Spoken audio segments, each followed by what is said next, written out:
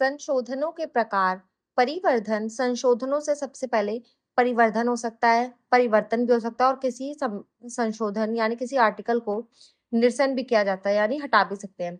संशोधन के प्रकार जो आर्टिकल 368 में लिखे गए हैं भाग 20 में है और ये हमने दक्षिण अफ्रीका से लिए हैं। संविधान संशोधन। संविधान संशोधन करने की शक्ति केवल संसद के पास है, राज्य विधानमंडलों के पास नहीं। यह विधेयक किसी भी सदन, लोकसभा या राज्यसभा दोनों में लिए जा सकते हैं। यह लेने के लिए राष्ट्रपति की पूर्व अनुमति की भी जरूरत नहीं होती। राष्ट्रपति संविधान संशोधन पर स्वीकृति देने के लिए बाध्य है, अर्थात रोक या पुनर्विचार के लिए भी नहीं भेज सकते। संविधान संशोधन संयुक्त बैठक का प्रावधान नहीं है, यह बाकी सामान्य विधान से इम्पोर्टेंट है। मंत्री प्लस जितने भी होते हैं को भी सदस्य में लाया जा सकता है। लोकसभा राज्यसभा अलग अलग में पारित होना चाहिए। सबसे पहले है साधारण बहुमत। 368 के तहत संविधान संशोधन नहीं माना जाता, सामान्य साधारण कानूनों के लिए प्रयुक्त होता है। जो साधारण बहुमत है ये नम्र प्रकृति को दर्शाता है। इसमें उपस्थित जितने भी लोग होते हैं प्लस मतदान देने वालों का बहुमत होता है कि लोकसभा में अगर 543 लोग हैं उसमें से केवल सिर्फ 300 लोग उपस्थित हैं और उसमें से सिर्फ 250 लोगों ने मतदान दिया है तो उनका 50% प्लस 1 इसका बहुमत माना जाएगा। ये होगा साधारण बहुमत। साधारण बहुमत द्वारा संशोधन। राज्यों के विधान परिषदों का गठन उन्मूलन इसी से होता है। संसद में कोरम इसी से होता है। संसद सदस्य वेतन भत्ते भी इसी से होते हैं। संसद की प्रक्रिया के नियम, संसद उसके सदस्यों और उसकी समितियों के विशेष अधिकार, संसद में अंग्रेजी भाषा का प्रयोग, एचसी के उप न्यायाधीशों की संख्या घटती और बढ़ती है इसी साधारण विधेयक से होती है। हाईकोर्ट के अधिक क्षेत्राधिकार इसी से है। नागरिकता अधिकरण प्लस समाप्ति भी इसी से है। फिर आता है विशेष बहुमत जो केवल राष्ट्रपति का महाभियोग पर लगता है। इसमें कुल जितने भी कुल का 2/3 होता है उसको माना जाता है यानी कि कुल सदस्यों का 50% प्लस 1 जिसमें राज्यों की आज्ञा की जरूरत नहीं होती। इसमें लोकसभा में जैसे कि 543 लोग हैं उसमें से इसका 2/3 यानी कि 362 इसमें होना चाहिए बहुमत के लिए और राज्यसभा में 250 जितने लोग मान लो और उसको 2/3 से डिवाइड कर दो तो ये होगा 83 यानी कि 50% प्लस 1 इसका ये विशेष बहुमत के लिए जरूरी होगा और ये केवल और केवल राष्ट्रपति के महाभियोग पर ही लगता है। प्रभावी बहुमत जो तत्कालीन समस्त सभी सदस्यों का बहुमत है रिक्तियों को घटाकर कि 543 लोग हैं उसमें से 10 लोग की रिक्ति है वो नहीं आए हैं तो केवल 533 लोग ही मान जाएंगे। उसी को डिवाइड किया जाएगा 2 से यानी कि उसका बहुमत निकालने के लिए तो 50% प्लस 1 इसमें कर देंगे तो ये प्रभावी बहुमत होगा। ये उपराष्ट्रपति प्लस लोकसभा के अध्यक्ष पे लगता है। इसमें आर्टिकल 249 व आर्टिकल 312 उपस्थित व मतदान देने वालों का 2/3 बहुमत यूज किया जाता है।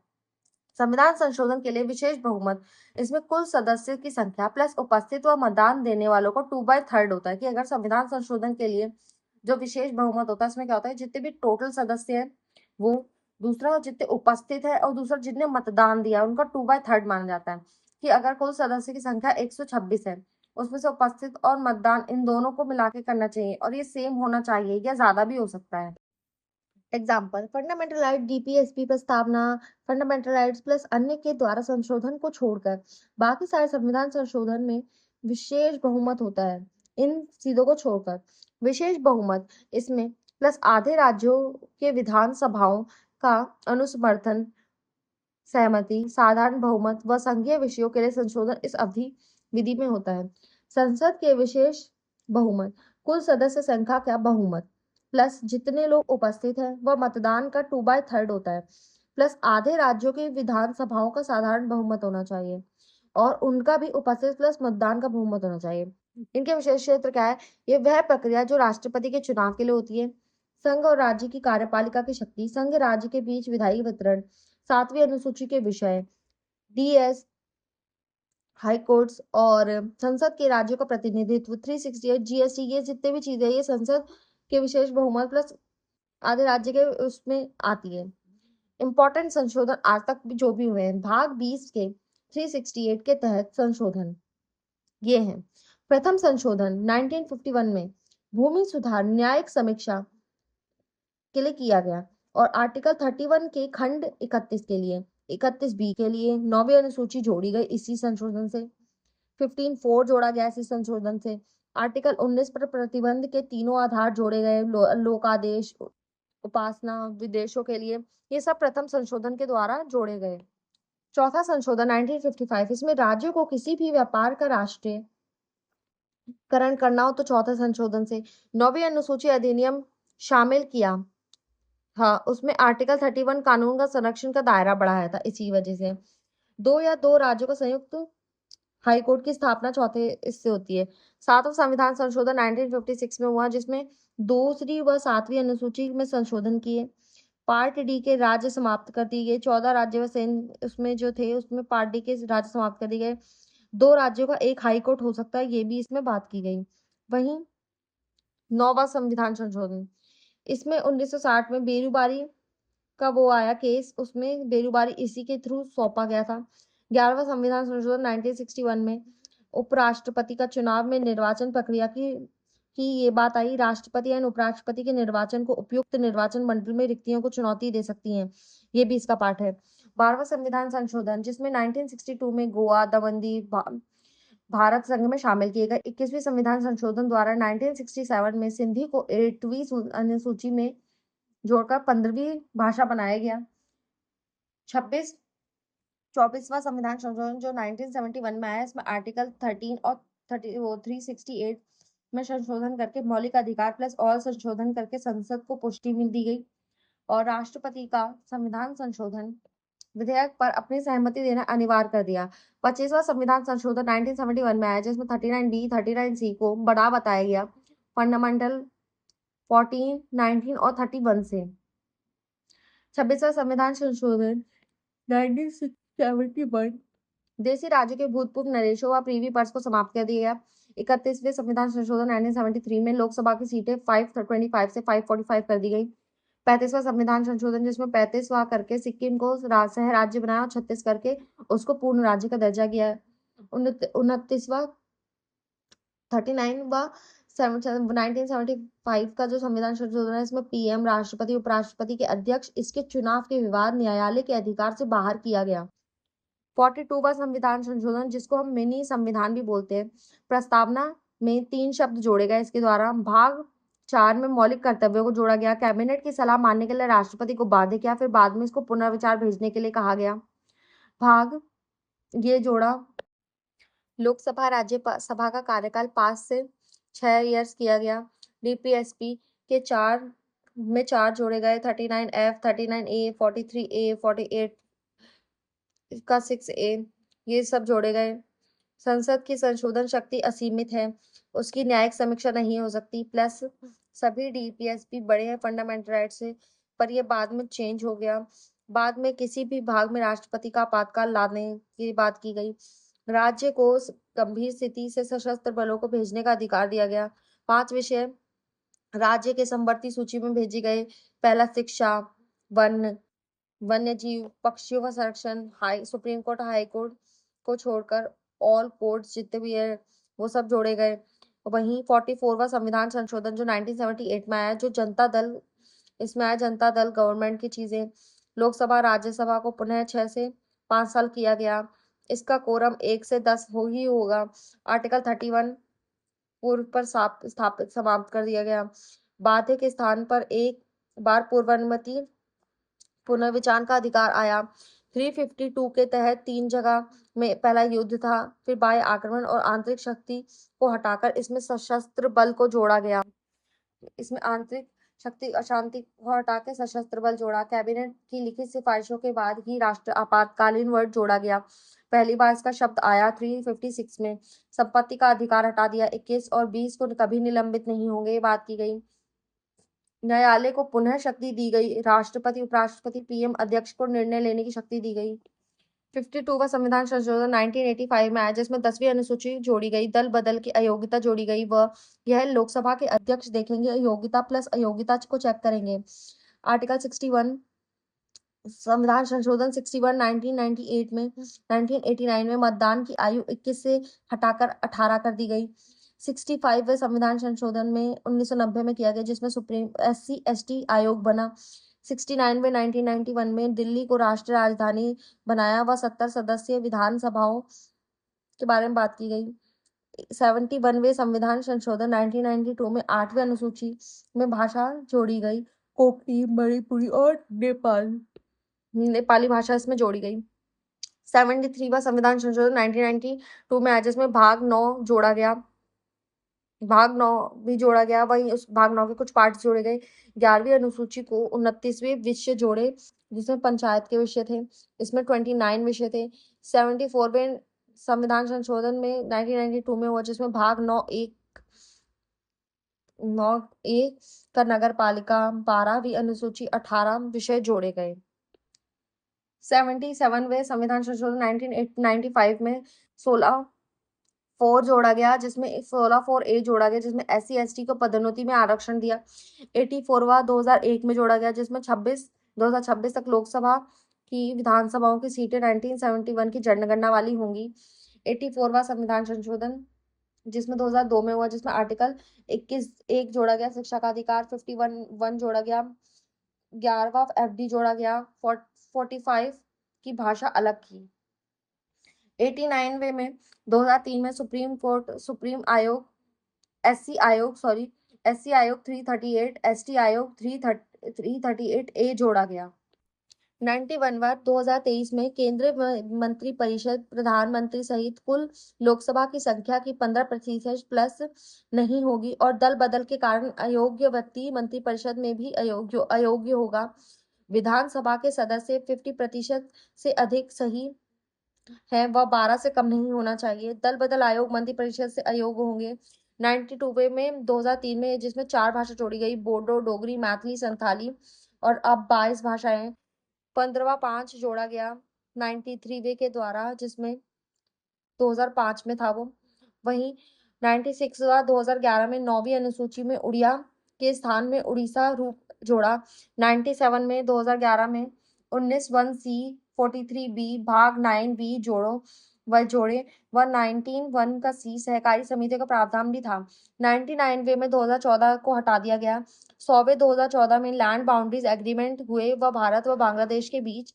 101वें 2017 में GST की व्यवस्था की गई। 104वें 2018 में पिछड़ा वर्ग आयोग संवैधानिक दर्जा दिया गया और 338B को जोड़ा गया।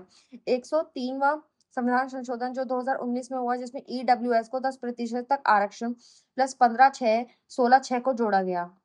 104 संविधान संशोधन में 2020 में अलग भारतीय आरक्षित सीट हटाई, जो पहले लोकसभा में 2 और विधानसभा में 1 थी और राष्ट्रपति व राज्यपाल के लिए। वहीं 105वें में सामाजिक शैक्षणिक दृष्टि से पिछड़े वर्गों के लिए राज्य को शक्ति दी गई।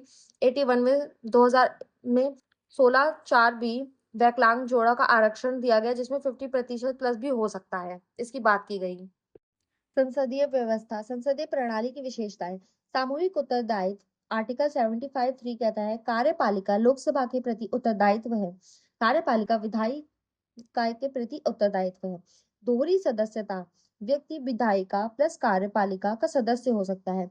2 प्रमुख, इसमें नाम मात्र का होता है राष्ट्रपति और वास्तविक होता है PM। बहुमत दल का प्रशासन होता है, शासन होता है प्रधानमंत्री के नेतृत्व में। शासन की अध्यात्मक प्रणाली, जिसमें जो भारत में नहीं है, सिर्फ USA में ओनली, क्योंकि राष्ट्रपति वहां पे प्रमुख होता है, राष्ट्रपति शासन भी होता है वहां पे। प्लस कार्यों का पृथक्करण, कार्यपालिका, न्यायपालिका, विधायिका एक दूसरे के प्रति उत्तरदायित्व नहीं होती, लेकिन इंडिया में कठोर पृथक्करण नहीं है। संसदीय प्रणाली के गुण क्या क्या होते हैं? कार्यपालिका व विधायिका का के मध्य सहयोग होता है, प्रशासनिक सहजता होती है, व्यापक प्रतिनिधित्व होता है, उत्तरदायी सरकार होती है, सक्षम वैकल्पिक सरकार होती है। संसदीय प्रणाली के दोष में अस्थिर सरकार होती है, नीतियों की निरंतरता का अभाव होता है, कैबिनेट की अधिनायकवाद होता है, अनुभव शून्य सरकार होती है, शक्तियों में कठोर पृथक्करण का अभाव होता है। संसदीय शासन प्लस राष्ट्रपति शासन के गुण, जो संसदीय शासन में विधायिका व कार्यपालिका में सामंजस्य होता है, इसमें स्थायी सरकार होती है, इसमें उत्तरदायी सरकार होती है, इसमें नीतियों के निश्चितता का वो होता है, इसमें निरंकुशता पर रोक होती है, इसमें शक्तियों के पृथक्करण होते हैं, व्यापक प्रतिनिधित्व होता है, विशेषज्ञ के द्वारा सरकार होती है।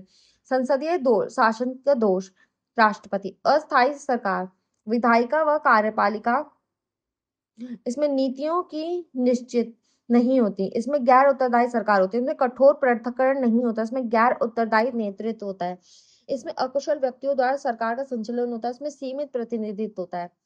भारत संसदीय शासन, ब्रिटिश शासन। भारत में गणतंत्र है, लोकतंत्र है, ब्रिटिश में राजतंत्र है।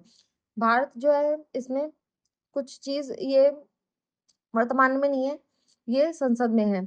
ये पीएम मंत्रिपरिषद इसके हिसाब से कोई भी सदन में हो सकती है, इसमें निचले सदन में होती है। कोई भी 6 मंथ में सदस्य बन सकता है मंत्रिपरिषद का, इसमें ओनली 6 मेंबर्स में। इसमें मंत्री विधिक उत्तरदायित्व होता है, इसमें भी होता है। इसमें शैडो मंत्रीज होते हैं, इसमें भी होते हैं। इसमें लोकसभा राज्यसभा होती है, इसमें हाउस ऑफ कॉमन और हाउस ऑफ लॉर्ड्स होते हैं। संघीय व्यवस्था, केंद्र व राज्यों के मध्य शक्तियों का स्पष्ट विभाजन होता है। 7वीं अनुसूची में संघ राज्य समवर्ती सूची है।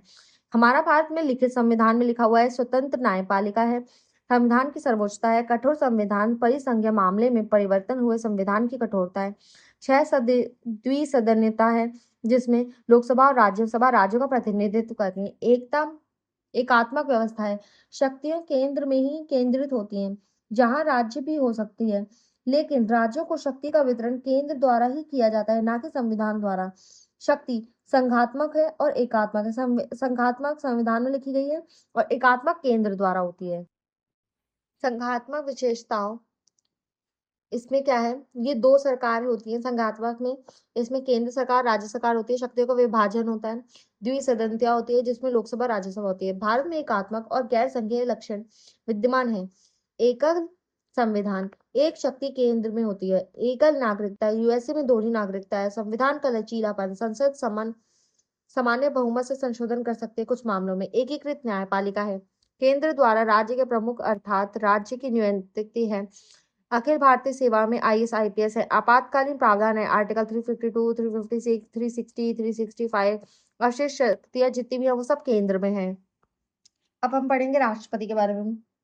राष्ट्रपति के बारे में भाग 5 में लिखा गया है, आर्टिकल 5 टू 62 से और फिर 72 से 123 के बीच में थोड़ा बहुत। फिर 53वां आर्टिकल कहता है संघ की कार्यपालिका की शक्ति राष्ट्रपति में निहित होगी। आर्टिकल 74 कहता है राष्ट्रपति को सलाह व सहायता देने के लिए पीएम के नेतृत्व वाली मंत्रिपरिषद होगी और राष्ट्रपति इसी की सलाह और सहायता पे काम करेंगे। राष्ट्रपति पद के लिए योग्यताएं व शर्तें, पहले ये भारतीय का नागरिक होना चाहिए, 35 वर्ष की आयु होना चाहिए, संसद की लोकसभा व राज्यसभा का हो, पर लोकसभा का सदस्य की योग्यता रखता हो, लाभ के पद पर ना हो, राष्ट्रपति बनते ही उसको अपनी संसद की सीट को खाली करना पड़ेगा, कम से कम 50 प्रस्तावक 50+50 के समर्थक होने चाहिए। निर्वाचन में शामिल होते हैं राष्ट्रपति के कौन कौन, संसद के लोकसभा और राज्यसभा के लोग, राज्यों की विधान परिषद विधानसभाओं के केवल निर्वाचित लोग होते हैं इसमें। वहीं दिल्ली और पुडुचेरी प्लस यूटी के लोग होते हैं, प्लस 70वें संविधान संशोधन द्वारा 1992 में इनको शामिल किया गया था। निर्वाचन होने का अधिकार नहीं होता किसको, लोकसभा राज्यसभा के मनोनीत सदस्य को। ये जो लोकसभा राज्यसभा के सिर्फ निर्वाचित सदस्य हो सकते हैं, मनोनीत नहीं हो सकते। राज्य विधानसभाओं के मनोनीत सदस्यों को इसमें बिल्कुल भी नहीं होता इसमें अधिकार। राज्यों के विधानमंडलों के निर्वाचित एवं मनोनीत सदस्यों को इसमें शामिल होने का अधिकार नहीं होता। मत मूल्य, इनका जो मत होता है, एक एमएलए का मत मूल्य कैसे निकालते हैं, उस राज्य की कुल जनसंख्या, कितनी जनसंख्या है, डिवाइड करते हैं उस राज्य की विधानसभा के निर्वाचित सदस्यों की संख्या, उसको 1/1000 से मल्टीप्लाई करते हैं तो एक एमएलए का मत मूल्य निकलता है। संसद के सदस्यों का मत मूल्य कैसे निकलते हैं, Lok Sabha is equals to Rajya Sabha, दोनों का मत सेम होता है। सभी राज्यों के निर्वाचित विधायकों का कुल मूल्य प्लस डिवाइडेड बाय निर्वाचित सदस्यों की संख्या। राष्ट्रपति का चुनाव जो होता है वो अनुपातिक प्रतिनिधित्व के अनुसार होता है। ये एकल संक्रमणीय मत एवं गुप्त मतदान से होता है। ये चुनाव इलेक्शन कमीशन कराते हैं। इसमें 50% +1 का जीत मानी जाती है। चुनाव विवाद केवल सुप्रीम कोर्ट जा सकते हैं। निर्वाचन प्रणाली, उम्मीदवार कैसे होते हैं इसमें, ABC टाइप के समझ लीजिए उम्मीदवार हैं। फिर इनको बैलेट पेपर्स दिए जाते हैं लोगों को। फिर लोगों ने बोला कि हमारी फर्स्ट प्रायोरिटी ये है, फिर सेकंड ये है, थर्ड ये है, इस हिसाब से लोग वोट देते हैं। गणना के अनुसार ABC की होती है। इसमें पहली बार जो फर्स्ट नंबर वाले के हिसाब लगाए जाते हैं और उनको 50% +1 का कोटा मिलता है। फिर उसके बाद कोटा प्राप्त न अगर नहीं होता तो क्या होता है, जिसको सबसे कम आउटकम मिले होते हैं उसको हटा देते हैं। बाकी जो मेन होते हैं उसमें सेकेंडरी प्रायोरिटी को देखते हैं लोगों की, फिर इसमें 50% वन वाले को देखते हैं और उससे राष्ट्रपति बन जाता है। राष्ट्रपति की शपथ सीजीआई उच्चतम न्यायालय के मुख्य न्यायाधीश व इनकी अनुपस्थिति में सुप्रीम कोर्ट के वरिष्ठतम न्यायाधीश शपथ दिलाते हैं। संविधान की रक्षा की शपथ परीक्षण, संरक्षण, प्रतिरक्षण, संविधान प्लस विधि की कसम खाते हैं। यदि सुप्रीम कोर्ट राष्ट्रपति के चुनाव को अवैध घोषित कर दे तो उनका पद से हटना पड़ेगा, लेकिन उनके राष्ट्रपति द्वारा राष्ट्रपति के रूप में किए गए कार्य वैध रहेंगे। कारण आर्टिकल 74 के तहत निर्वाचन मंडल अपूर्ण होने की स्थिति में राष्ट्रपति चुनाव को अवैध घोषित कर सकता है। राष्ट्रपति का पद ग्रहण कार्यकाल, पद ग्रहण जो कार्यकाल है वो क्या होता है, जिस दिन से उन्होंने पद ग्रहण किया उससे 5 वर्षों तक राष्ट्रपति का कार्यकाल होता है। त्याग पत्र, कभी भी उपराष्ट्रपति को पत्र लिख सकते हैं। पदोच्चित संविधान उल्लंघन करने पर 361 के द्वारा वो पदावधि उनके उत्तराधिकार के कार्यभार पद तक पुनर्निर्वाचन कितनी बार बन सकते हैं। राष्ट्रपति पर महाभियोग आर्टिकल 61 के तहत संविधान के अतिक्रमण महाभियोग का आधार है। लोकसभा राज्यसभा किसी भी सदन में हो सकती है। इसकी शुरुआत जिस सदन में प्रक्रिया शुरू होगी उसके कम से कम 1/4 सदस्यों का समर्थन होना चाहिए। यदि लोकसभा में शुरू होती है तो 55 का 4 यानी कि 1/4 इसका निकाला जाएगा और 250 है राज्यसभा में तो उसका भी 1/4 निकाल जाएगा। राष्ट्रपति को 14 दिन पहले नोटिस देना पड़ेगा। यदि प्रस्ताव लाने वाले सदन कुल में से 2/3 बहुमत को प्रस्ताव से पारित कर सकता है, उसके बाद प्रस्ताव दूसरे सदन में जाएगा। वह दूसरा सदन एक जांच समिति गठन करेगा। राष्ट्रपति व उनके प्रतिनिधि की समिति पर पक्ष लेने के लिए मौका मिलेगा। दूसरा सदन भी यदि कुल 2/3 बहुमत से प्रस्ताव पारित कर दे तो महाभियोग की प्रक्रिया पूर्ण हो जाएगी। राष्ट्रपति को पद छोड़ना पड़ेगा। अर्ध न्यायिक प्रक्रिया, न्यायिक समीक्षा इसकी नहीं हो सकती क्योंकि न्यायालय द्वारा महाभियोग नहीं संसद द्वारा होता है। महाभियोग में शामिल होते हैं संसद के सभी सदस्य निर्वाचित प्लस मनोनीत, राज्य विधानसभाओं के यूटी के विधानसभा के निर्वाचित सदस्य भाग नहीं ले सकते, पर यह निर्वाचन में लेते हैं। राष्ट्रपति की रिक्तता पर पद का क्या होगा? 5 ईयर कंप्लीट होने पर या तो राष्ट्रपति हटता है, या तो त्याग पत्र दे दे तो हटता है, या तो महाभियोग लग जाए तो हटता है, या तो मृत्यु हो जाए तो हटता है, या तो कोई अयोग्य निर्वाचन रॉन्ग हो जाए तो राष्ट्रपति को हटा सकते हैं। केस पद की समाप्ति, इसमें क्या है, पदावधि समाप्ति पहले ही न्यू राष्ट्रपति व चुनाव हो जाते हैं। उत्तराधिकारी के पद ग्रहण करने तक पद पर बने रहते हैं। उपराष्ट्रपति राष्ट्रपति के रूप में कार्य नहीं कर सकते। केस 2, प्रत्येक मामले में रिक्ति समाप्त में कि अगर और मामलों में जो रिक्ति अगर समाप्त हो जाए तो 6 मंथ में निर्वाचन करना अनिवार्य है। राष्ट्रपति नहीं हुआ तो उपराष्ट्रपति, व यह भी नहीं हुए तो सीजीआई, और ये भी नहीं है तो सुप्रीम कोर्ट के वरिष्ठ न्यायाधीश राष्ट्रपति का काम संभाल सकते हैं। जो भी राष्ट्रपति के रूप में कार्य करेगा उसे उसी के हिसाब से वेतन भत्ते मिलेंगे, राष्ट्रपति के जैसे मिलते थे। उपराष्ट्रपति केवल रिक्ति में राष्ट्रपति बन सकते हैं 6 मंथ के लिए, और ये कंपलसरी है 6 मंथ में चुनाव दोबारा हो सकते हैं। राष्ट्रपति की शक्ति व उनकी सबसे पहली शक्ति है कार्यकारी शक्ति, जो कि है नियुक्ति से संबंधित शक्तियां। वो किस किस की नियुक्ति करते हैं? जो राष्ट्रपति है तो वो पीएम, मंत्रिपरिषद, राज्यपाल, महान्यायवादी, सुप्रीम कोर्ट और हाई कोर्ट के न्यायाधीश, सीजीए, कैग, चुनाव नियुक्त आयोग, मुख्य प्लस अन्य की नियुक्ति करते हैं। आर्टिकल 53 में संघ की कार्यकारी शक्ति राष्ट्रपति में निहित है। आर्टिकल 78 में राष्ट्रपति संघ के प्रशासन व विधायी जानकारी पीएम से मांग सकते हैं। राज्य परिषदों का गठन कर सकते हैं। अंत यूटी का प्रशासन संभालते हैं। संघ के व्यापार लेन देन सुविधाजनक लेन देन के नियमों में काम करते हैं।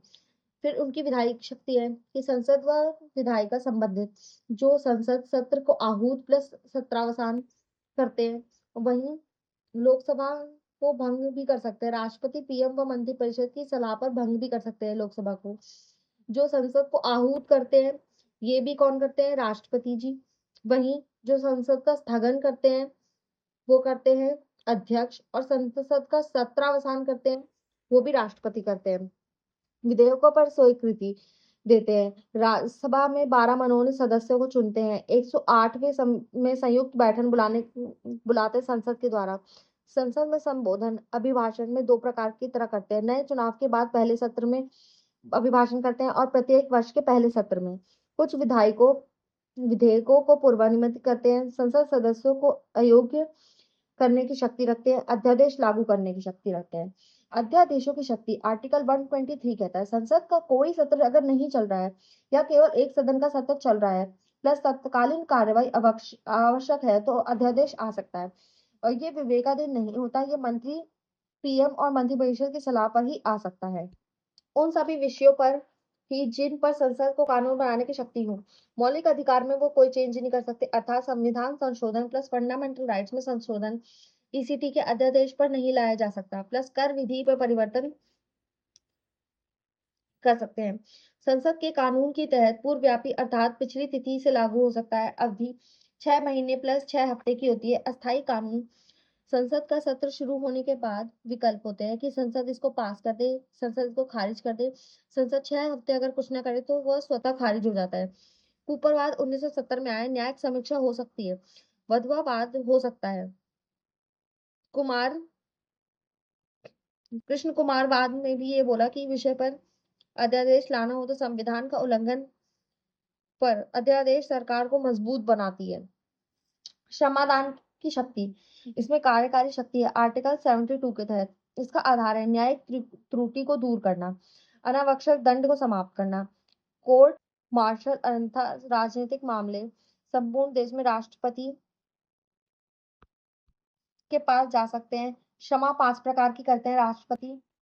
सबसे पहले आता है इसमें क्षमा इसमें दंड और बंदी दोनों को हटा दिया जाता है यानी कि दोषी जो होता है वो दंड और दोषों से मुक्त हो जाता है।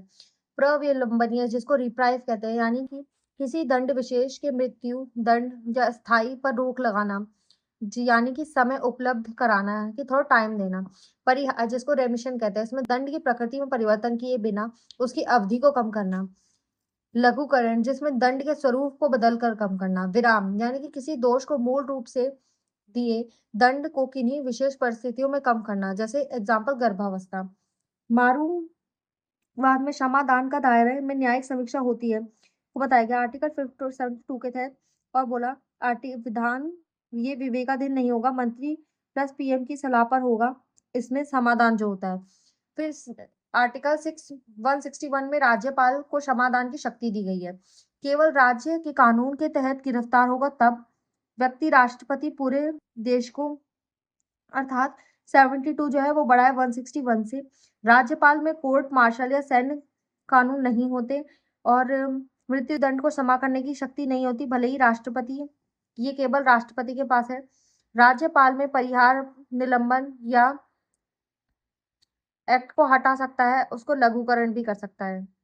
राष्ट्रपति क्षमा कर सकता है ये क्षमा नहीं कर सकता और ओनली निलंबन और परिहार कर सकता है। राष्ट्रपति की परिस्थितियों के विवेकाधीन शक्तियां जब सरकार बहुमत खो देती है तो विपक्ष भी बहुमत सिद्ध ना कर पाए तो राष्ट्रपति लोकसभा का विघटन कर सकता है। जब चुनाव के बाद कोई भी दल या गठबंधन सिद्ध ना कर पाए तो राष्ट्रपति अपने विवेकानुसार पीएम नियुक्त कर सकते हैं लेकिन वह सबसे बड़े दल या गठबंधन का नेता हो। पीएम नियुक्ति करेंगे या समय सीमा में बहुमत सिद्ध करने को कहेंगे और पुनर्विचार हेतु भेजना या इसको साधारण विधेयक द्वारा भेजेंगे। आर्टिकल 74 कहता है राष्ट्रपति मंत्रिपरिषद की सलाह और सहायता के अनुसार कार्य के लिए बाध्य है। आर्टिकल 78 कहता है प्रधानमंत्री का कर्तव्य होगा कि वह संघ के प्रशासन व कानून के प्रस्ताव मंत्रिपरिषद निर्णय राष्ट्रपति को बताएंगे। ऐसी जानकारी प्रस्तुत करने की अपेक्षा की जाती है कि राष्ट्रपति द्वारा की गई हो। राष्ट्रपति से अपेक्षा की जाएगी कि मुद्दे जिस पर मंत्री द्वारा निर्णय हो वह मंत्रिपरिषद द्वारा नहीं तो मंत्रिपरिषद के विचार के लिए भेजेंगे। आर्टिकल 111 कहता है साधारण विधेयकों के मामले में विवेकाधीन है वह पुनर्विचार के लिए भेज सकते हैं राष्ट्रपति। जो सरकारी सदस्य होते हैं वो होते हैं एमपी और मंत्री। जो गैर सरकारी होते हैं वो सिर्फ और सिर्फ मंत्री होते हैं। वोट वीटो पावर विधेयकों पर अनुमति देना या अनुमति रोकना राष्ट्रपति की शक्ति है। जैसे धर्म विधेयक में पुनर्विचार के लिए नहीं भेज सकते। पुनर्विचार के बाद राष्ट्रपति विधेयक को रोक नहीं सकते। राष्ट्रपति वीटो द्वारा विधेयक को स्वीकृति के सुरक्षित रख सकते हैं कि स्वीकृति कर सुरक्षित रख सकते हैं। वीटो 4 प्रकार की होती है भारत में केवल सिर्फ 3 प्रकार की है। पहला अत्यंतिक वीटो जिसको राष्ट्रपति संसद द्वारा पारित विधेयक को अपने पास सुरक्षित रख सकता है। वह विधेयक को समाप्त हो जाता है तो उसको मामले में प्रयोग होता है। पहला गैर सरकारी सदस्य जो कि संसद में होते हैं पर मंत्री नहीं होते ओनली एमपीज होते हैं। और सरकारी विधेयक मंत्रिमंडल त्याग दे तो विधेयक पारित हो गया हो तो राष्ट्रपति की अनुमति मिलनी शेष होगी। तो नए मंत्रिमंडल ने राष्ट्रपति की सलाह पर दी गई विधेयक पर सहमति ना दे तो विधेयक खारिज हो जाएगा। और ये 1954 के पीप्सू पर यूज किया गया था राजेंद्र प्रसाद ने। निलंबनकारी वीटो, जिसको सस्पेंसिव वीटो कहते हैं। राष्ट्रपति इस वीटो का प्रयोग तब करता है जब किसी विधेयक को संसद में पुनर्विचार लौटाता है, पर पुनः विचार किसी संशोधन बिना विधेयक राष्ट्रपति के लिए पास जाती है व राष्ट्रपति उस पर स्वीकृति देने के लिए बाध्य है। धन विधेयक पर वीटो नहीं होता। यह विधायिका द्वारा साधारण बहुमत पर निरसन की जा सकते हैं। विशेष वीटो जो इंडिया में नहीं होते हैं, जो विधायिका द्वारा उच्च बहुमत पर निरसन हो जाती है। राज्यों के विधायकों पर राष्ट्रपति की शक्ति। राज्यपाल आर्टिकल 200 के तहत राज्यपाल राज्य विधेयक को राष्ट्रपति के लिए आरक्षित रख सकता है। 201 एक्ट कहता है राष्ट्रपति विकल्प के पास विकल्प होते हैं, या तो सहमति दे, सहमति रोके, विधायिका को पुनः विचार के लिए भेजे और उसके बाद पुनः विचार भेजने के लिए राष्ट्रपति बाध्य नहीं है। पॉकेट वीटो, जिसको जेपी वीटो कहते हैं। राष्ट्रपति विधेयक में ना हो तो ना हो और वो कुछ भी ना बोले और ना ही उसको वापस करे तो अनिश्चित काल के लिए विधेयक निलंबित होगा। निर्णय ना देने की शक्ति व सीमांत इसकी तय नहीं है। 1986 में आर ज्ञानी जेल सिंह द्वारा भारतीय डाक संशोधन अधिनियम में इस वीटो का प्रयोग किया गया था। राष्ट्रपति की संवैधानिक स्थितियां। राष्ट्रपति केवल नाम मात्र का प्रमुख होता है। आर्टिकल 53 के तहत संघ की कार्यकारी शक्ति राष्ट्रपति में निहित होती है।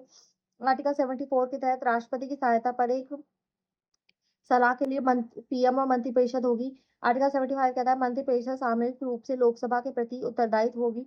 यह संसदीय व्यवस्था का आधार होती है। राष्ट्रपति कार्यपालिका का एक औपचारिक संवैधानिक प्रमुख होता है। राष्ट्रपति प्रधानमंत्री राष्ट्रपति मंत्रिमंडल की बात मानने के लिए बाध्य है और उनकी सलाह के बिना वह कुछ भी नहीं कर सकते। जितनी भी कार्यपालक की जो शक्ति है वो राष्ट्रपति में होती है। राष्ट्रपति संवैधानिक व औपचारिक है। वहीं राष्ट्रपति विधेयकों को ओनली यस नो कह सकते हैं। वह वीटो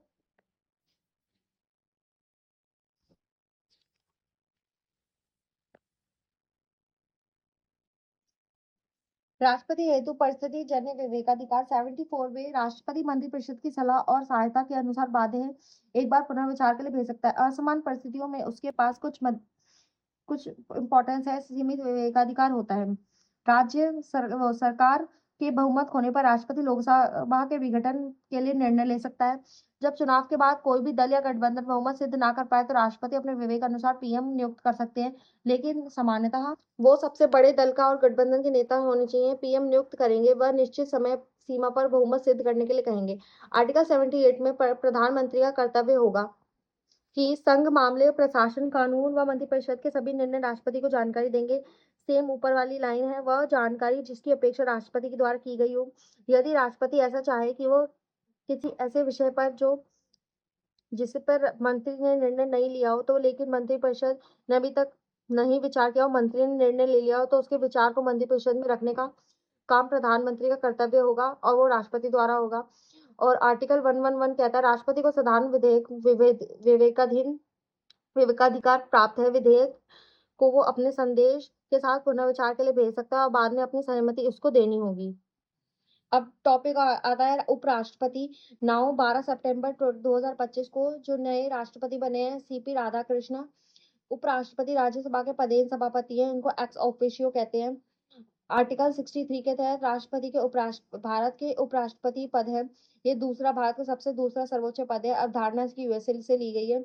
आहारता व शर्तें। आहारता क्या है, भारत का हो 35 वर्ष की आयु पूर्ण हो चुकी हो, राज्य सभा के लिए निर्वाचित अर्हता रखते हो और लाभ के पद पर ना हो। उनकी शर्तें हैं संसद व राज्य विधानमंडल का सदस्य ना हो, संसद अधिकारी वेतन और भत्ते अधिनियम 1953 के तहत राज्यसभा के सभापति के लिए समान वेतन होगा। नामांकन चुनाव भारत चुनाव आयोग करवाएगा। भारत निर्वाचन आयोग प्रस्तावक के रूप में कम से कम 20 सांसदों और समर्थकों के उसमें 20 द्वारा नामित होना चाहिए। कम से कम रिटर्निंग ऑफिसर को नामांकन करना प्रस्तुत होता है।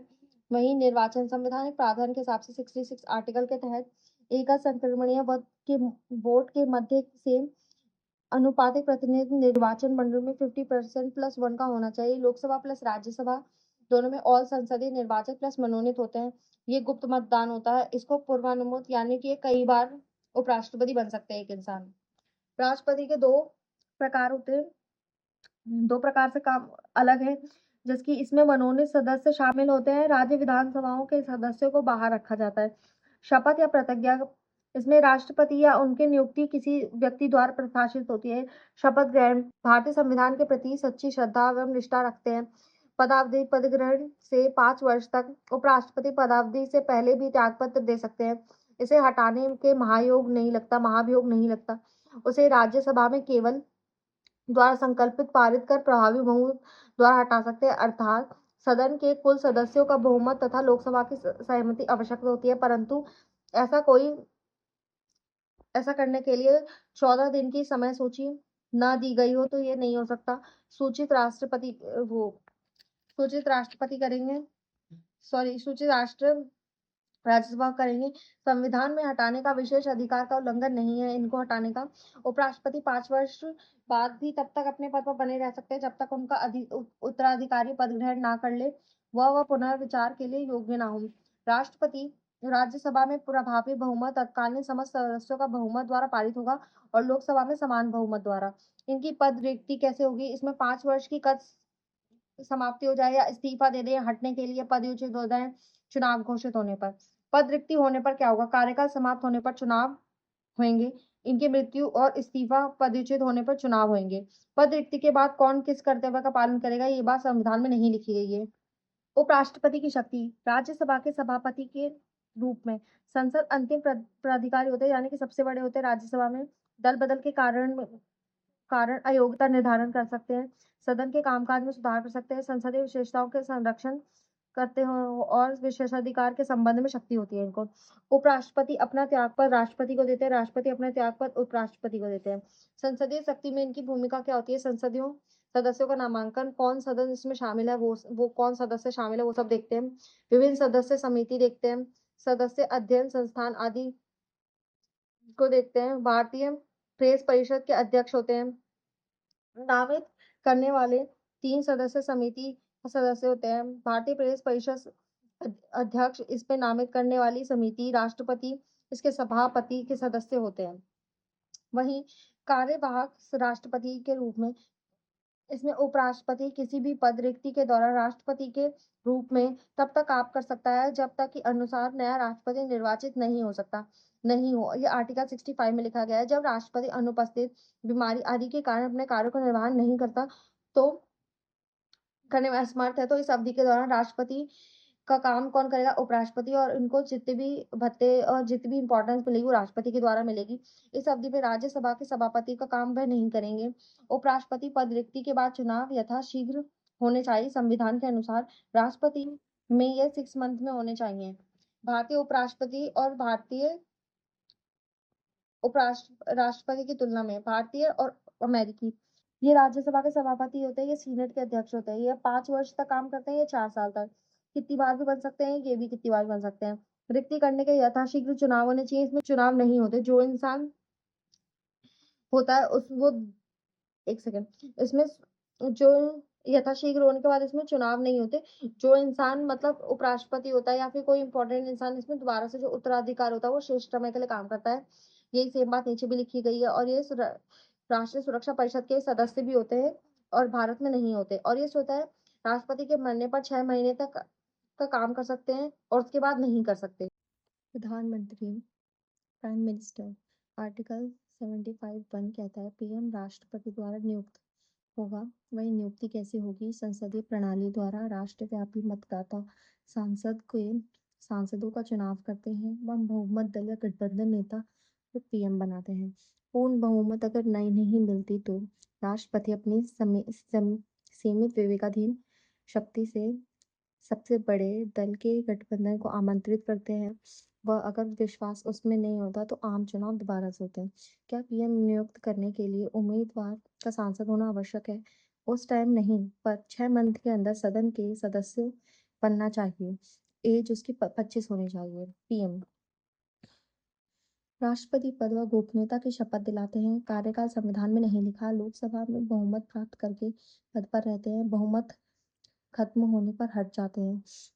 पद रिक्ति, कार्यकाल पूर्ण हो, मृत्यु प्लस इस्तीफा, में मतलब हटा सकते हैं।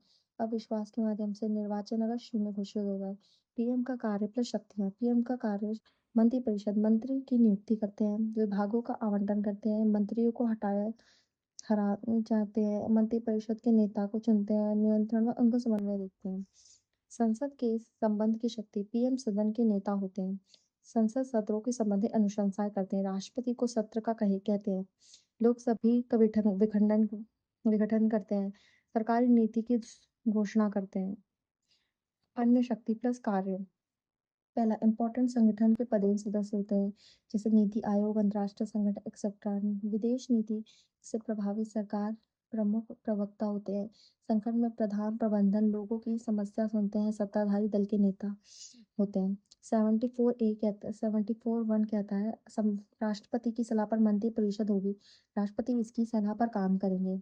42 में जो राष्ट्रपति की इनकी बातें मानना बाध्य था, फिर लेकिन 44वें संविधान संशोधन में बोला गया कि पुनर्विचार के लिए राष्ट्रपति भेज सकते हैं। 74(2) कहता है मंत्री द्वारा राष्ट्रपति को क्या सलाह दी गई ये पूछा नहीं जाएगा। इसी न्यायालय इसमें भी नहीं लिखा। आर्टिकल 75(1) कहता है पीएम राष्ट्रपति नियुक्त करेगा, अन्य मंत्री की नियुक्ति पीएम की सलाह पर राष्ट्रपति करेंगे। 75(1) क कहता है कि मंत्रिपरिषद के पीएम सहित मंत्रियों की लोकसभा के 15% से ज्यादा नहीं होंगे। 75(1) ख कहता है कि दल बदल के आधार पर नियोक्ता हो सकती है और मंत्री पद भी दल बदल के चलते में अयोग्य हो सकते हैं। वहीं 75(2) कहता है मंत्री राष्ट्रपति के प्रसाद पत्र पर धारण करेगा। 75(3) कहता है कार्यपालिका सामूहिक रूप से लोकसभा के प्रति उत्तरदायित्व होगी। 75(4) कहता है राष्ट्रपति द्वारा मंत्री को पद गोपनीयता की शपथ दिलाएंगे। 75(5) कहता है कोई मंत्री जो लगातार 6 मंथ तक संसद के किसी सदन में नहीं आएगा, वो मंत्री कहलाने के लायक नहीं बचेगा। 75(6) कहता है मंत्रियों के वेतन भत्ते संसद समय समय पर अवधारित करती रहेगी। आर्टिकल 78 भी है। इसमें क्या है, पीएम जो है वो संसदों में क्या काम करेगा, उसकी शक्ति और काम क्या है। संसद का काम क्या है, सदन का नेता होता है, पूरे सदन का मेन होता है। संसदीय सत्रों की अनुशंसा संबंधित काम करता है, लोकसभा का विघटन करता है, सरकार नीति की घोषणा करता है। वैसे इसके इम्पोर्टेंट क्या है इम्पोर्टेंट संगठन पदेन सदस्य होता है, विदेश नीति की प्रभावी सरकार का प्रमुख प्रवक्ता होता है, संकट में प्रधान प्रबंधक होता है, सत्ताधारी दल का नेता होता है। ब्रिटेन के पीएम ओनली निम्न सदन में होते हैं, इंडिया के पीएम दोनों सदनों में से कहीं का भी हो सकता है, में से किसी एक का हो सकता है। ओनली सदन का बनता है और उसमें कोई भी बन सकता है, और सदन में उसको 6 मंथ के अंदर ज्वाइनिंग करनी पड़ती है। मंत्री परिषद। आर्टिकल 73 कहता है पीएम सहयोग हेतु एक मंत्री परिषद होगी, मंत्रियों की नियुक्ति प्रधानमंत्री की सलाह पर राष्ट्रपति करते हैं। आर्टिकल 75 संविधान संवैधानिक रूप से मंत्री राष्ट्रपति के प्रसाद पत्र पर होते हैं और अनिवार्य रूप से काम करते हैं। अनिवार्य से पीएम के प्रसाद पत्र होते हैं। राष्ट्रपति मंत्रियों को पद व गोपनीयता की शपथ दिलाते हैं। 91वें संशोधन 2003 में 25(1) क को जोड़ा, वो बोला पीएम प्लस मंत्रिपरिषद लोकसभा की संख्या 15% से अधिक नहीं होगी और 81 से ज्यादा नहीं होगी। मंत्रिपरिषद इसमें क्या होता है, कैबिनेट मंत्री 15 से 20 होने चाहिए। बड़े बड़े मंत्रालय के इसमें राज्य मंत्री राष्ट्र मंत्री होते हैं, स्वतंत्र प्रभार राज्य मंत्री होते हैं। राज्य मंत्री में कुछ उप मंत्री भी होते हैं, कैबिनेट प्लस राज्य मंत्री की सहायता से बनते हैं। सबसे पहले इसमें होता है, सबसे बीच में होते हैं कैबिनेट मंत्री केंद्र में, फिर उसके बाद होते हैं स्वतंत्र प्रभार के मंत्री, फिर उसके बाद होते हैं राज्य मंत्री, फिर सबसे लास्ट में माने जाते हैं उप मंत्री। कैबिनेट की बैठक में केंद्रीय मंत्री भाग लेते हैं, राज्य मंत्री बुलाने पर भाग लेते हैं, उसके पास स्वतंत्र प्रभार हो, उसके बिना बुलाए कैबिनेट बैठक में भाग नहीं ले सकते। उप मंत्री कभी भी भाग नहीं लेते। मंत्री परिषद जो होते हैं ओनली लोकसभा के, उसमें ओनली लोकसभा के 15% से ही होने चाहिए। कैबिनेट को मंत्रिमंडल कहते हैं। कैबिनेट वर्ड 352 में है, इस संशोधन द्वारा इसको जोड़ा गया। मंत्री स्तरीय उत्तरदायित्व। सामूहिक उत्तरदायित्व में आर्टिकल 75(3) कहता है कार्यपालिका केवल लोकसभा के उत्तरदायित्व है, इसका कारण लोकसभा में ही अविश्वास प्रस्ताव हो सकता है। व्यक्तिगत उत्तरदायित्व, वैसे उसका राष्ट्रपति और पीएम में होता है, मंत्री के निर्णय का विरोध नहीं कर सकते। सामूहिक एजेंडा समग्र होते हैं, विधि उत्तरदायित्व नहीं होती इसमें। मंत्रिपरिषद लगभग 70 मंत्रियों द्वारा होती है। मोस्ट इम्पोर्टेंट कैबिनेट मंत्री होते हैं। कैबिनेट मंत्री का काम होता है नीति निर्माण करना, संकट प्रबंधन का काम सलाहकारी, विधायी व वित्तीय प्रस्तावों को मंजूर देना।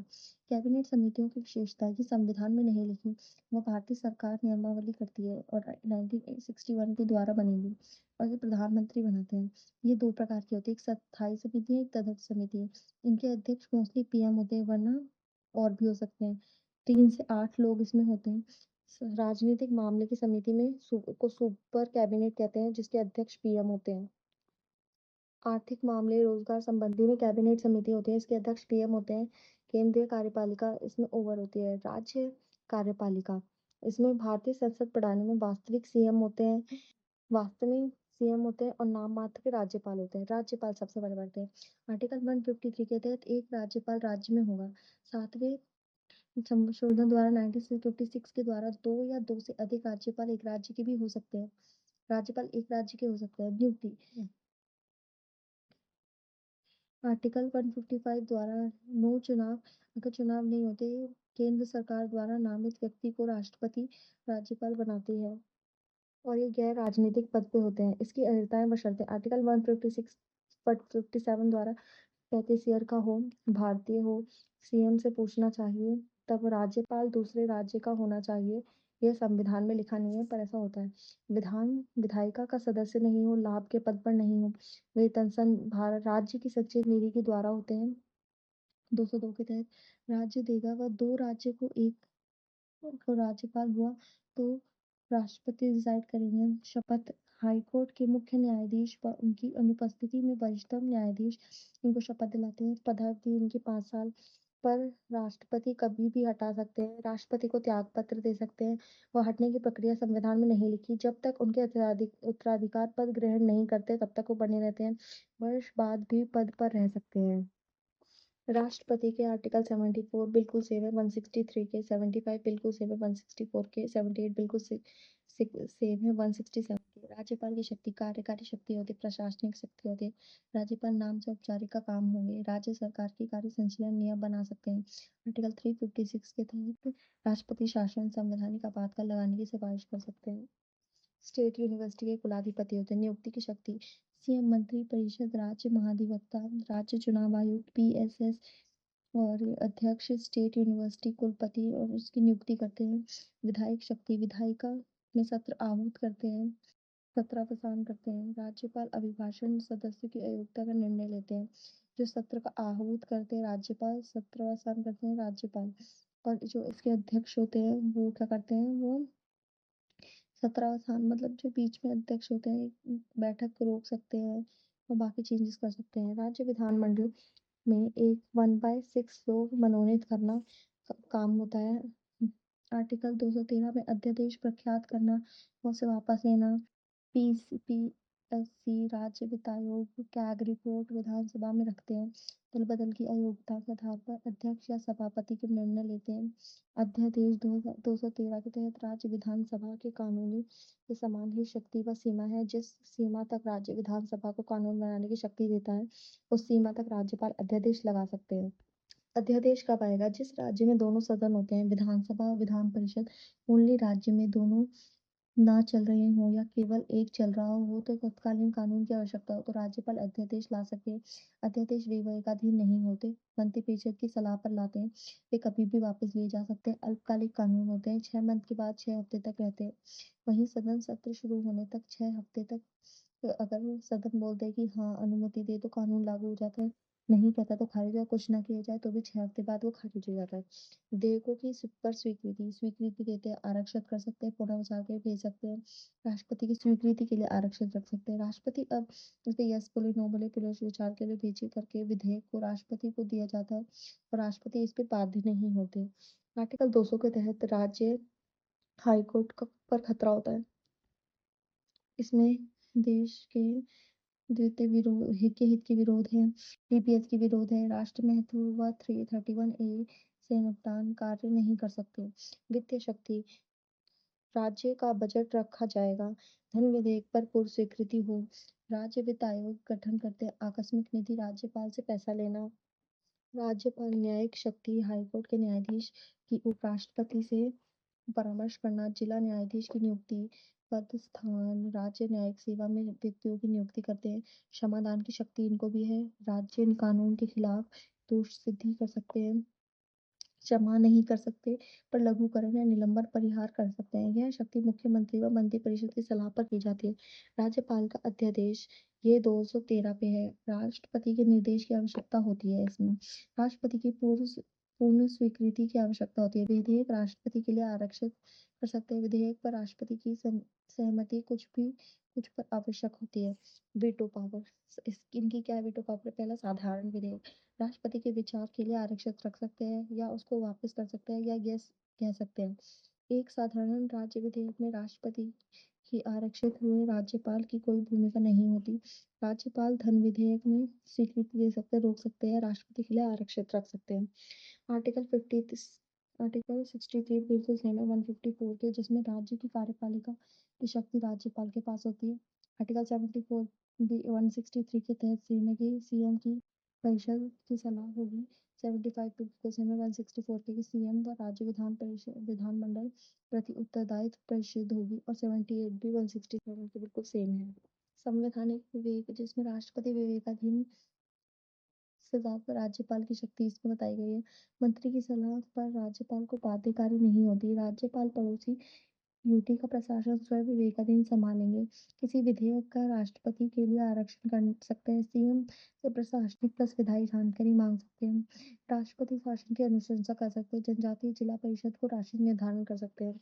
स्थिति परक विवेक, जो इनकी शक्तियां हैं सेम राष्ट्रपति की जैसी हैं। सीएम नियुक्ति करना, जब दल पे बहुमत ना हो तो बहुमत ना होने पर राज्य विधानसभा का विघटन करना, अविश्वास प्रस्ताव पारित होने पर मंत्रिपरिषद को बर्खास्त करना।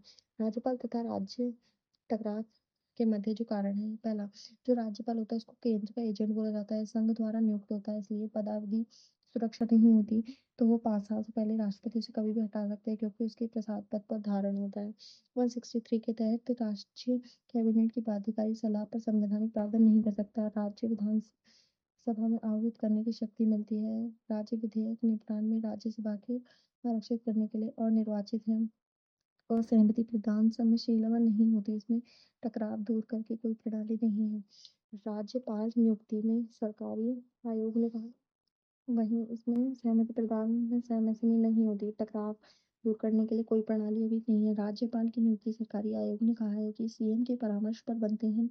राज्य के बाहर व्यक्ति हो और स्थानीय राजनीति से दूर हो, सीमित चुनाव द्वारा चयन हो, निश्चित कार्यकाल हो। वहीं राज्यपाल को मंत्रिपरिषद को तब तक बर्खास्त नहीं करना चाहिए। इसके लिए कई वो बने हैं। पहला है पूंछी आयोग, जिसमें पदावधि की सुरक्षा दी गई है, पदच्युत प्रक्रिया शामिल हो, बिलों के लिए समयबद्ध स्वीकृति हो, विवेकाधीन शक्ति तर्क से की जाए। प्रथम प्रशासनिक सुधार में पुनः राज्यपाल नियुक्त नहीं हो सकते। एनसीआरडब्ल्यूसी में फ्लोर टेस्टिंग कराया जाना चाहिए। बेकर चैले समिति ने सीमित चयन के लिए बताया गया। निश्चित कार्यकाल 3 सीएम से परामर्श पर होना चाहिए। हाईकोर्ट न्यायालय बाद में नबाम रेबिया में 2016 में बताया गया। राज्य विवेकाधीन तर्क की शक्ति होनी चाहिए। एसआर बॉम्बे बाद में 1994 में 356 राष्ट्रपति शासन में मंत्रिपरिषद तभी निलंबित होगी जब शासन को स्वीकृति मिले। डीसी वधवा में अध्यादेश जारी करने की शक्ति प्रदान की गई।